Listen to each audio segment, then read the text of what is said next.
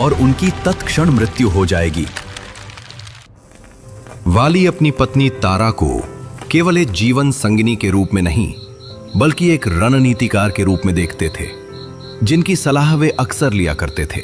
सुग्रीव गुफा के द्वार पर प्रहरी बनकर खड़े रहे, जहां स्वागत है आपका मेरे चैनल पर। तो आज हम देख करने वाले हैं सनातन धर्म की एक बहुत ही खास वीडियो पर, जिसका नाम है वाई लॉर्ड राम किल बाली। भाई बाली की शक्ति और उनके पीछे उनके पूरे वध की कहानी आज हम देखेंगे इस वीडियो के माध्यम से। तो ये वीडियो है धर्मो सनातन यूट्यूब चैनल की। तो उम्मीद करता हूँ आपको वीडियो पसंद आएगी, और वीडियो पसंद आए तो वीडियो को लाइक कर देना, चैनल पर नए हो चैनल सब्सक्राइब कर देना। तो बिना किसी देरी के शुरू करते हैं आज की वीडियो। तो आओ प्ले करते हैं आज की वीडियो, लेट्स गो, चलो।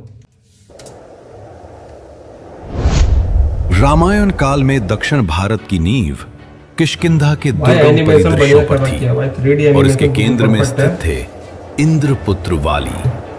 वाली कोई साधारण वानर नहीं थे। उनके पास 1000 हाथियों का बल था, और उन्हें वरदान प्राप्त था कि जब भी कोई शत्रु उनके सम्मुख आता तो वो उस शत्रु का आधा बल सोख लेता था। प्रतिदिन भाई वाली के अंदर एक वरदान, भाई बहुत ताकतवर बलिदान था भाई, जो इसने प्राप्त कर रखा था कि इसके सामने भाई कोई भी पावरफुल, मतलब तो कहता है बिल्कुल ताकतवर इंसान अगर इसके सामने आएगा तो भाई उसकी आधी ताकत इसके अंदर आ जाएगी। तो समझ सकते हो, ये भाई उसके सामने आते ही पहले ही उसका कांड कर देता था, खत्म कर देता था पहले ही। आगे चलते देखते हैं। सूर्य की किरणों ऋष्यमुख पर्वत की चोटियों को छूने से पहले वाली सूर्य देव को जल अर्घ्य देने की अपनी दैनिक साधना में लीन हो जाते थे। वे पश्चिमी सागर से पूर्वी सागर तक और दक्षिणी तटों से उत्तरी छोर तक पूरे उपमहाद्वीप को अद्वितीय गति के साथ पार करते थे, ताकि चारों भाई सूरज देव को अर्घ देने के लिए भाई बंदा पूरब से पश्चिम तक भाई गोली की रफ्तार, मतलब कह सकते हो हवा की गति से जाता था।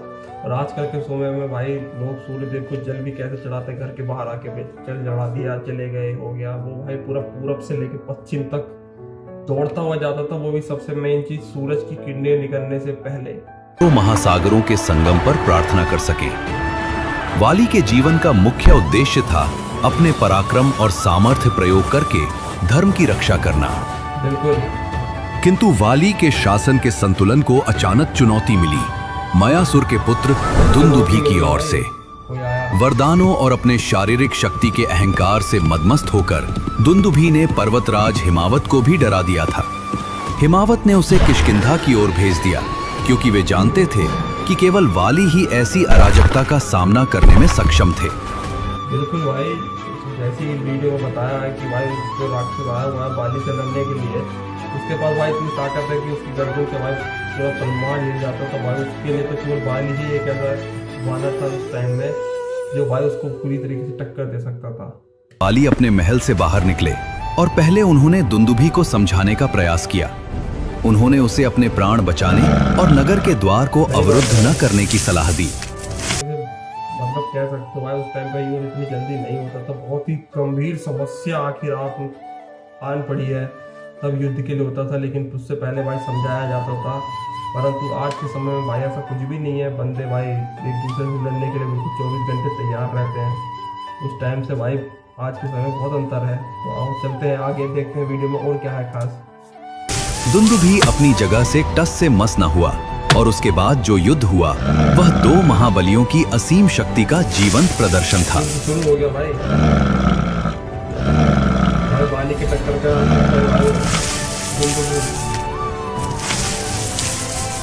अंत में अपनी सहज शक्ति का परिचय देते हुए वाली ने उसके शव को पकड़ा और 1 योजन की दूरी तक फेंक दिया।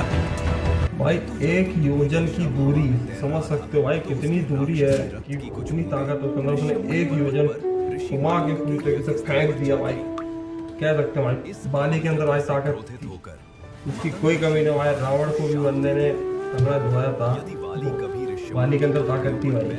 आगे चलते हैं। मस्तक फट जाएगा और उनकी तत्क्षण मृत्यु हो जाएगी। वाली अपनी पत्नी तारा को केवल एक जीवन संगिनी के रूप में नहीं, बल्कि एक रणनीतिकार के रूप में देखते थे, जिनकी सलाह वे अक्सर लिया करते थे। हालांकि अपने आवेगी स्वभाव के कारण वे अक्सर उनकी चेतावनियों की अनदेखी भी कर देते थे। इसी प्रकार वे अपने छोटे भाई सुग्रीव के साथ एक पुत्र जैसा व्यवहार करते थे और उनकी इच्छा थी कि सुग्रीव सदैव उनके एक निष्ठावान सहायक बने रहें। परिवार के भीतर का ये सौहार्द भी तब संकट में पड़ गया जब दुंदुभी के वध के पश्चात उसका बड़ा भाई मायावी अपने भाई का बदला लेने के लिए किष्किंधा के द्वारों पर आ धमका। जब वाली उसका सामना करने के लिए उसका भाई आ गया भाई दुंदुभी का, भी उनके वाली ने भाई उठा के एक योजन दूर फेंका था उसके भाई के अंदर भाई ताकत थी। तो मुझे मायावी एक लगा भाई पावरफुल ताकत तो पूर्ण भाई इसमें वाली को टक्कर देना था। आवेगी जुनून में वाली ने सुग्रीव को आदेश दिया कि वे गुफा के प्रवेश द्वार पर ही रुकें और उनके वापस आने तक वहीं पहरा दें। सुग्रीव प्रतीक्षा करते रहे। दिन महीनों में बदल गए और महीने एक पूरे वर्ष में। सुग्रीव गुफा के द्वार पर प्रहरी बनकर खड़े रहे, जहां उन्हें पृथ्वी के गर्भ से गूंजती युद्ध की दूरस्थ और दबी हुई गर्जनाओं के अतिरिक्त कुछ सुनाई नहीं दे रहा था। इस तरीके से वाली भाई गुफा के अंदर जाके युद्ध करता है, सुग्रीव बाहर का एक इंतजार करता है कि उसका भाई अभी उसके भाई ने आदेश दिया है तो मैं नहीं रहूंगा, नहीं जाऊंगा। आगे सब देखते हैं। अंततः जब गुफा के मुख से झागदार रक्त की एक मोटी धारा बहने लगी तो सुग्रीव को वैसी ही विजय हुंकार सुनाई दी जैसी उन्होंने उस असुर की समझी थी। ये निष्कर्ष निकालते हुए कि वाली वीर गति को प्राप्त हो चुके हैं और इस डर से कि वो असुर बाहर निकलकर नेतृत्व विहीन किष्किंधा को नष्ट कर देगा, सुग्रीव ने आत्मरक्षा में एक हताशपूर्ण कार्य किया। उन्होंने गुफा के मुख पर एक विशाल शिला रख दी, उसे पूरी तरह बंद कर दिया और शोक मनाते हुए नगर लौट आए। आखिरकार वाली ने खत्म कर ही दिया था इसे, वो मैंने देखा था। वाली ने भाई मार दिया था इसको, राक्षस को।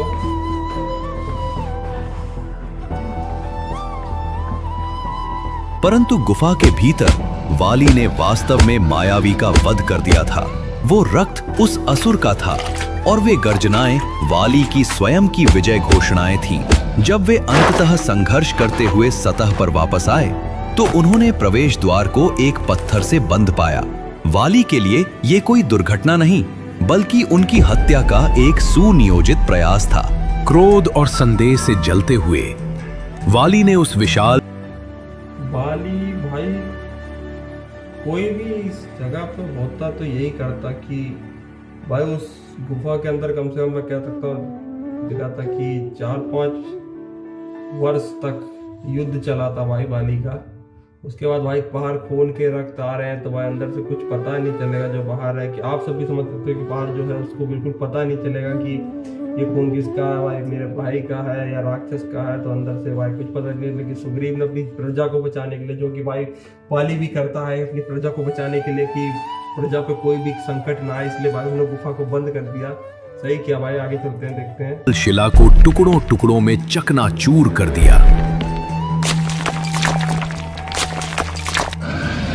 और किष्किंधा की ओर वेग से प्रस्थान किया। एक ही बार में तोड़ दिया भाई। भाई रफ्तार देख रहे हो उसके कितनी तेज आ रहा है। उन्होंने महल के द्वारों को ध्वस्त कर दिया और भीतर पहुंचकर देखा कि सुग्रीव उनके सिंहासन पर विराजमान थे। वाली को जीवित देखकर सुग्रीव प्रारंभ में हर्षित हुए, परंतु वाली के क्रोध। सही बात है भाई। जब उसका भाई गुफा के अंदर था, कम से कम 4 साल तक गुफा के अंदर युद्ध चला था, जो बोला बताया गया इसमें वर्ष तक, मतलब 14 वर्ष तक युद्ध चला। उसके बाद भाई उसका भाई सामने आया तो उसे बिल्कुल पता नहीं था कि मेरा भाई जिंदा है। तो भाई रोना तो आएगा भाई, सब हर किसी को आ जाता है भाई रोना। आगे चलते हैं। खुद से लाल चेहरे को देख उनका वो हर्ष क्षण भर में ही मटियामेट हो गया। सुग्रीव ने उनके चरणों में गिरकर गिराने का प्रयास किया, मंत्रियों के दबाव की व्याख्या की और राज्य लौटाने का प्रस्ताव रखा। किंतु प्रतिशोध की ज्वाला में जलते वाली ने एक शब्द भी सुनने से इनकार कर दिया। यह संघर्ष एक क्रूर और एक तरफा प्रहार में बदल गया।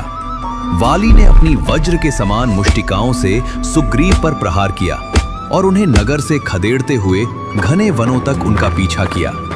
अंततः सुग्रीव उसी एकमात्र स्थान की ओर भागे जहां वाली नहीं जा सकते थे, ऋष्यमुख पर्वत। भाई सुग्रीव को पता था कि ऋषिमुख पर्वत पर भाई बाली नहीं आएगा, क्योंकि उसको श्राप मिल चुका था तो उसने राक्षस का वध किया था, जिसका खून भाई क्या कहते हैं उनको, मुझे याद नहीं आ रहा भाई, जो पंडित जी होते हैं ऋषि मुनियों के भाई या उनके पवित्र स्थान पर उनका खून गिरा था, तो भाई बाली को श्राप मिला था, ये जानता था भाई ये स्थान जो केवल ऋषि मतंग के शाप के कारण सुरक्षित था।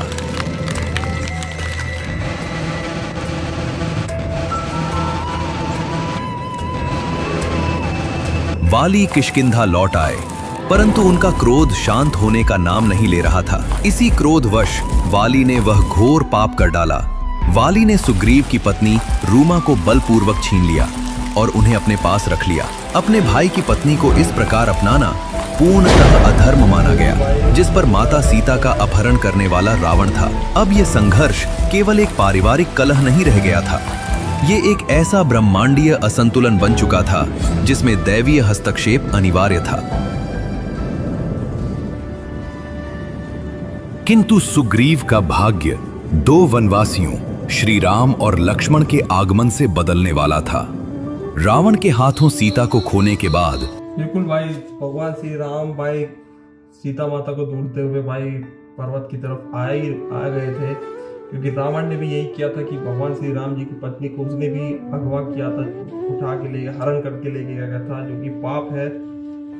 तो फिर देखते हैं आगे। वे कमलों और पक्षियों से सुशोभित पंपा सरोवर पहुंचे। ऋष्यमुख की सुरक्षा से इन दो योद्धाओं को देखते हुए सुग्रीव प्रारंभ में शंकित थे। उन्होंने उनके मंतव्य का पता लगाने के लिए हनुमान को भेजा। ये भेंट इस गठबंधन के लिए उत्प्रेरक सिद्ध हुई।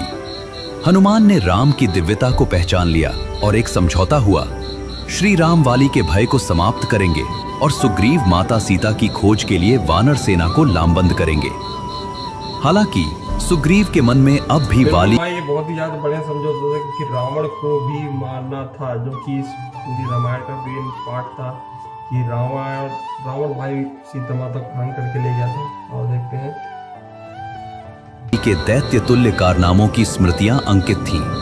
उन्होंने श्री राम को दुंदुभी का पर्वत जैसा कंकाल दिखाया, जिसे वाली ने सहजता से फेंक दिया था। सुग्रीव के संदेह को दूर करने के लिए श्री राम ने दो चमत्कार किए। प्रथम, उन्होंने खेल खेल में ही अपने पैर के अंगूठे से दुंदुभी के कंकाल को 10 योजन दूर उछाल दिया।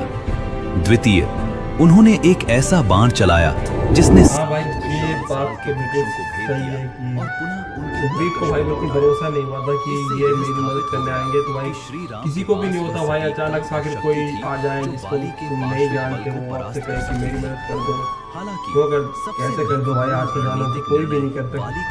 बहुत कम लोग हैं जो मदद करते हैं किसी की भी। तो भाई सुग्रीव को पता था कि यही जो है जो मेरी रक्षा करेंगे वाली के साथ, कि जो एक ही चमत्कार से लाया भी देखते को भाई एक योजन तुम कहा तो वाली ने फेंका, तो उससे डबल फेंका था। समझ सकते हो भाई वाली के टक्कर के भगवान श्री राम थे, इससे भी ज्यादा कर सकते हैं। अतः दूसरी मुठभेड़ से पहले राम ने सुग्रीव के गले में गज पुष्पी की माला डाल दी, जिससे वे भिन्न दिखने लगे।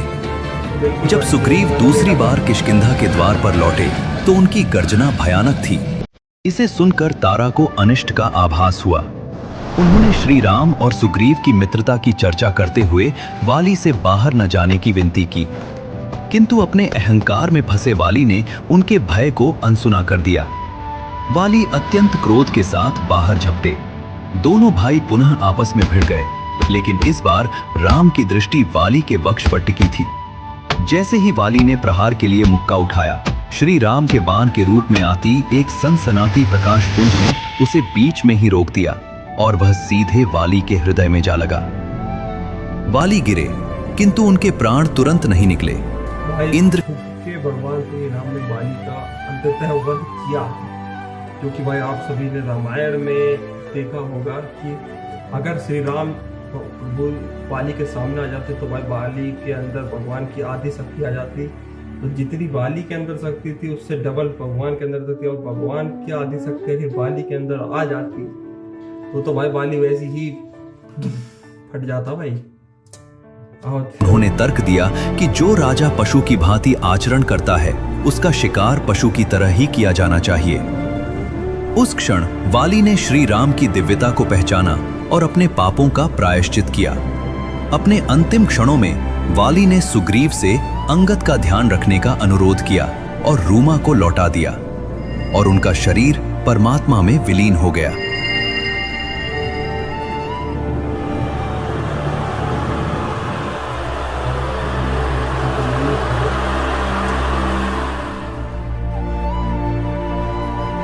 अगर आप तो भाई इस तरह की ये वीडियो थी जो कि भाई मुझे बहुत अच्छी लगी। तो धर्मो सनातन यूट्यूब चैनल को भाई मैं पूरे रिस्पेक्ट देना चाहता हूँ कि आपने ये वीडियो बनाई। वीडियो बहुत अच्छी थी। तो उम्मीद करता हूँ आपको वीडियो पसंद आई हो। वीडियो को लाइक कर देना, चैनल पर नए हो चैनल सब्सक्राइब कर देना और धर्मो सनातन यूट्यूब चैनल को भी जाके सब्सक्राइब कर देना। तो मिलते हैं आपसे अगली वीडियो में। अगर वीडियो में कोई कमी रह गई हो, कुछ गलत बोला हो मैंने, तो मुझे माफ़ करना और जो मुझे आगे चल के और इम्प्रूव करना हो वो कमेंट सेक्शन में जरूर बताना। तब तक के लिए जय श्री राम।